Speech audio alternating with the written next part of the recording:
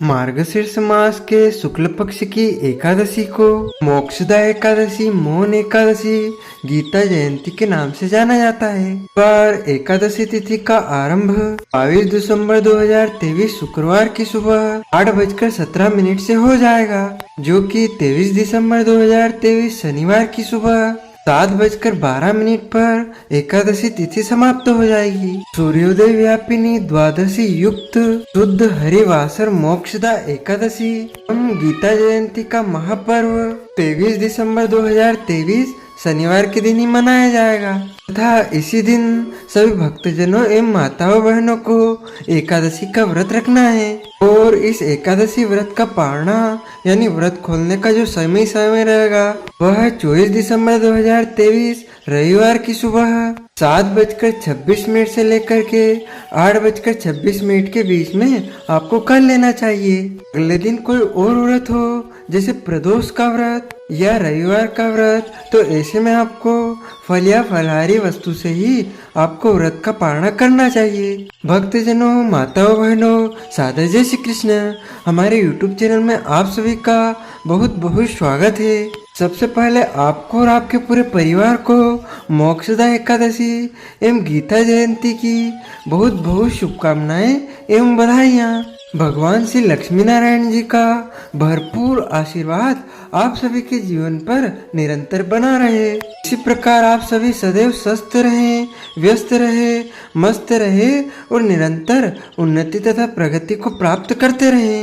विष्णु एकादशी गीता तुलसी विप्रदे नमः, असारे दुर्ग संसारे षटपदी मुक्तिदायिनी। अर्थात भगवान श्री हरि विष्णु जी का पूजन करना, एकादशी का व्रत रखना, गीता जी का पाठ करना, तुलसी माता का पूजन एवं दर्शन करना, ब्राह्मण देवताओं की सेवा करना, दान करना, उनको भोजन करवाना, गौ माता की रक्षा एवं सेवा करना, यह 6 कार्य इस कठिन संसार सागर को पार करने हेतु मुक्तिदायक बताए गए हैं।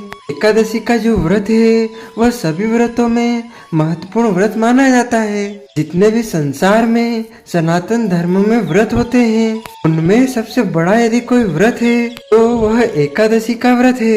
एकादशी व्रत के विषय में हमारे शास्त्रों में कुछ निर्णय बताए गए हैं।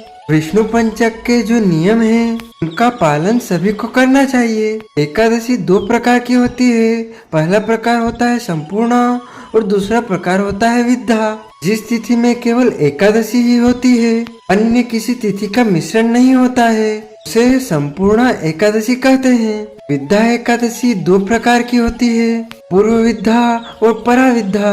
पूर्व विद्या का अर्थ होता है दशमी मिश्रित एकादशी को पूर्व विद्या एकादशी कहते हैं। यदि एकादशी के दिन सूर्योदय के समय 1:36 में यदि दशमी का नाम मात्र भी अंश रह गया है तो ऐसी एकादशी पूर्व विद्या दोष से दोष युक्त होने के कारण मानी गई है, यानी कि वर्जित मानी गई है। यह एकादशी दैत्यों का बल बढ़ाने वाली एकादशी है तथा पुण्यों का नाश करने वाली एकादशी है। पद्म पुराण में लिखा हुआ है दशमी मिश्रित एकादशी दैत्यों का बल बढ़ाने वाली एकादशी है, इसमें कोई संदेह नहीं है।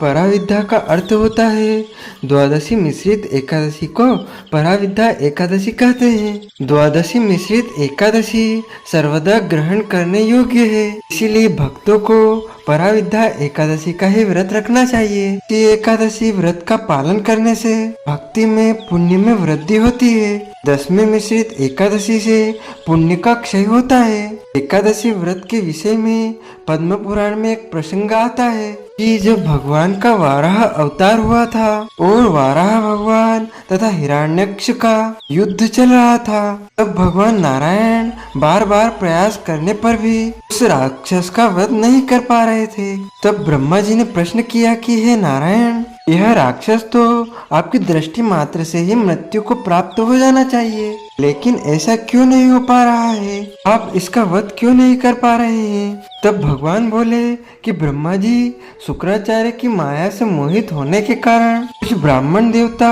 दसवीं मिश्रित एकादशी का व्रत कर रहे हैं और अपने यजमानों से भी करवा रहे हैं, क्योंकि दसवीं के दिन दैत्यों की उत्पत्ति हुई थी और एकादशी के दिन देवताओं की उत्पत्ति हुई थी।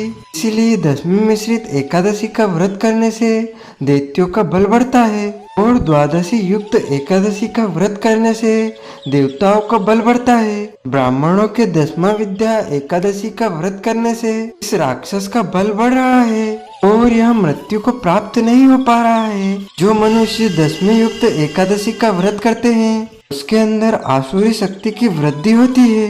कलयुग में सभी लोग मोहित होकर के दसवीं विद्या एकादशी का व्रत करेंगे। इसीलिए देश में, दुनिया में, इस संसार में अशांति बनी रहेगी। जब सीता माता को लक्ष्मण जी वाल्मीकि आश्रम में छोड़कर आए थे, तब सीता जी ने ऋषि वाल्मीकि से एक ही प्रश्न किया कि हे ऋषिवर, मैंने अपने जीवन में या पूर्व जन्म में कभी भी कोई पाप नहीं किया है। सदैव मैं पतिव्रता रही, पति की सेवा की, फिर भी मेरे जीवन में इतने सारे कष्ट व संकट क्यों आए? तब वाल्मीकि जी ने सीता माता को जवाब दिया, आपने कभी अपने पूर्व जन्म में दसवीं विद्या एकादशी का व्रत किया था और उस दिन आपने व्रत के सभी नियमों का पालन करते हुए एकादशी व्रत का पूजन अर्चन किया था। ऐसा करने से आपके पुण्य नहीं, आपके पापों की वृद्धि हुई है। उसी का यह कारण है कि आपको अपने जीवन काल में बहुत सारे कष्टों को सहन करना पड़ा। पुराणों में लिखा हुआ है कि दसवीं विद्या एकादशी का व्रत करने से धन व पुत्र का विनाश होता है। एकादशी दसवीं विद्या अशुद्ध मानी गई है, आसुरी शक्ति को बढ़ाने वाली है। इसीलिए इस दिन एकादशी का व्रत कदापि शास्त्र सम्मत नहीं है। पुराणों में स्पष्ट मत मिलता है कि अगर दसवीं मिश्रित एकादशी हो, दूसरे दिन सूर्य अस्त यानी कि सूर्य उदय होने से पहले ही एकादशी तिथि समाप्त हो जाए, तो भी आपको अगले ही दिन यानी द्वादशी के दिन ही एकादशी व्रत करके त्रयोदशी के दिन ही एकादशी व्रत का पारण करना चाहिए। इसमें किसी प्रकार का कोई संशय नहीं है, क्योंकि अक्सर हम देखते हैं कि पंचांगों में 2 एकादशी बताई जाती है, तो हमेशा आपको पहली एकादशी का परित्याग करते हुए अगले दिन वाली जो शुद्ध एकादशी होती है, जिसमें द्वादशी का मिश्रण होता है, वही एकादशी आपको करना चाहिए। और सनातन परंपरा के अनुसार, वैष्णव परंपरा के अनुसार आपको द्वादशी युक्त ही एकादशी का व्रत करना चाहिए। पूरे वर्ष में 24 एकादशी आती है, लेकिन जिस वर्ष अधिक मास या पुरुषोत्तम मास आता है उस वर्ष 2 अधिक एकादशी यानी कुल मिलाकर उस वर्ष 26 एकादशी हो जाती है। प्रत्येक महीने में 2 बार एकादशी आती है, एक कृष्ण पक्ष में, दूसरी शुक्ल पक्ष में। दोनों ही एकादशियों का भिन्न भिन्न महत्व हमारे धर्म ग्रंथों तथा पुराणों में बताया गया है। एकादशी व्रत के संदर्भ में विशेष करके पद्म पुराण में एक संदर्भ है कि एकादशी का जो व्रत होता है वह भगवान श्री लक्ष्मी नारायण जी का परम प्रिय व्रत माना जाता है और एकादशी का व्रत करने से मनुष्य के कई जन्मों के पाप जो है जड़ से नष्ट हो जाते हैं तथा उनके पुण्यों का उदय होता है। जब मनुष्य के जन्म जन्मांतर के पाप नष्ट हो जाते हैं तभी उन्हें सांसारिक एवं भौतिक सुखों की प्राप्ति होती है। जो भक्तजन माताएं बहनें प्रत्येक एकादशी के दोनों ही एकादशियों का यानी एक महीने में 2 बार एकादशी आती है, दोनों ही एकादशी का व्रत करती है, उन्हें दसवीं से लेकर द्वादशी तिथि तक कुछ महत्वपूर्ण सामान्य नियमों का पालन अनिवार्य रूप से करना चाहिए। यदि नियम पालन करने में आप असमर्थ हो या किसी कारणवश आपातकालीन तिथि में विषय में आप इन नियमों का पालन नहीं कर पाते हैं, तो ऐसे में आपको प्रभु से हाथ जोड़ करके क्षमा याचना करनी चाहिए, क्योंकि भगवान तो कृपा निधान है, दया निधान है, दया के सागर है। इसीलिए आप उनसे क्षमा याचना करेंगे तो निश्चित ही आपको आशीर्वाद देंगे और आपको क्षमा प्रदान करेंगे। जो भक्तजन माताएं बहनें एकादशी का व्रत करते हैं उन्हें दसवीं के दिन एक समय शुद्ध एवं सात्विक भोजन ग्रहण करना चाहिए तथा इस दिन चावल ना खाए, शहद ना खाए।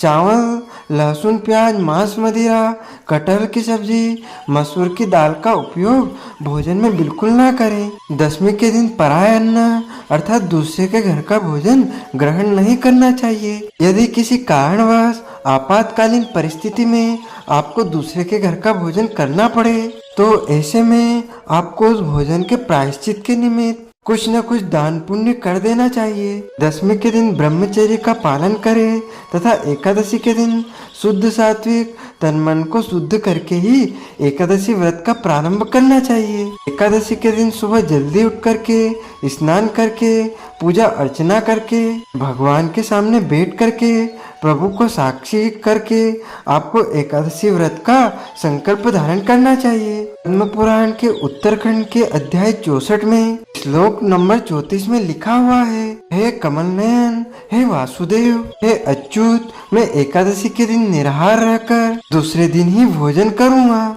जो भक्तजन माताएं बहनें एकादशी का व्रत करते हैं उनको संकल्प अवश्य धारण करना चाहिए। यदि आप निष्काम भाव से व्रत करते हैं, निष्काम का अर्थ होता है बिना किसी कामना के किए जाने वाले व्रत को निष्काम व्रत कहते हैं। यदि आप सकाम भाव से व्रत करते हैं यानी कोई कामना लेकर यदि आप व्रत करते हैं तो उसे सकाम व्रत कहा जाता है। दोनों ही परिस्थिति में आपको एकादशी व्रत का संकल्प अवश्य धारण करना चाहिए। एकादशी व्रत संकल्प धारण करने के लिए अपने घर के पूजा स्थल में भगवान के सामने एक आसन बिछा करके शुद्ध घी का दीपक जला करके तथा पूजन की थाली में रोली, चंदन, अक्षत के स्थान पर जौ अथवा तिल का उपयोग आपको करना है। पीले पुष्प रखे, दक्षिणा रखे, एक सुपारी रखे, हाथ की मुद्रा को सामने करे और हाथ के मध्य भाग में जल रखे, सुपारी रखे, पीले पुष्प रखे, पैसे रखे। ओम विष्णवे नमः, ओम विष्णवे नमः, ओम विष्णवे नमः।